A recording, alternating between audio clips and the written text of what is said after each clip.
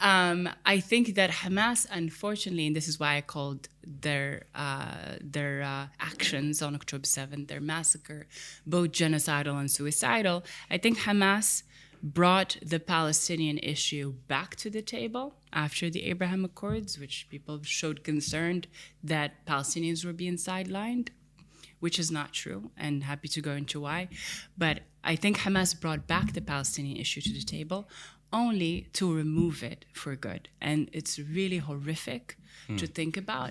But Hamas has effectively instrumentalized, used, abused the Palestinian people for their ideology, which is an Islamist ideology, a genocidal ideology, and an oppressive, repressive ideology that has hurt Palestinians the most, as well as hurt Israelis and other people in the Middle East. And it's really unfortunate to see where we are in this war today, because it's not just how the war has played out in the Middle East, but it's also the moment where we find ourselves politically all over the world, with the Trump administration also coming back to the United States, and with decades of paralyzed peace processes, right? Failed peace processes and multiple stakes and stakeholders, multiple actors who, even though had all the incentive to resolve this conflict, were not interested in solving it. And so what we're seeing with the Trump administration, for example, and I know a lot of people are reacting to this idea of a Riviera in Gaza, of course.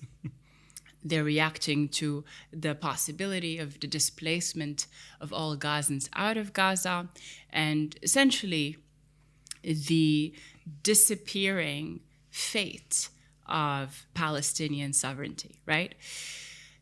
I know that that's a really difficult thing to contend with and to see unfold. I think what the Trump administration is trying to do, this is not, I'm very nonpartisan, not in defense of anyone. I look at the facts on the ground. What they're trying to do is to accelerate a peace-building process by effectively disarming, neutralizing all parties involved. And we have multiple parties because, once again, this was never an Israeli-Palestinian conflict. This was a war between extremists and moderates. This was also a war of interest between different Arab states and different hegemonic powers, or powers that are interested in more hegemonic influence. And so what the Trump administration is doing is forcing Egypt, forcing Jordan, forcing Arab allies, as well as enemies to Israel, to think about solutions. Yeah, correct. Because what are we going to do if we're just constantly being dragged to the same problems all over again, which have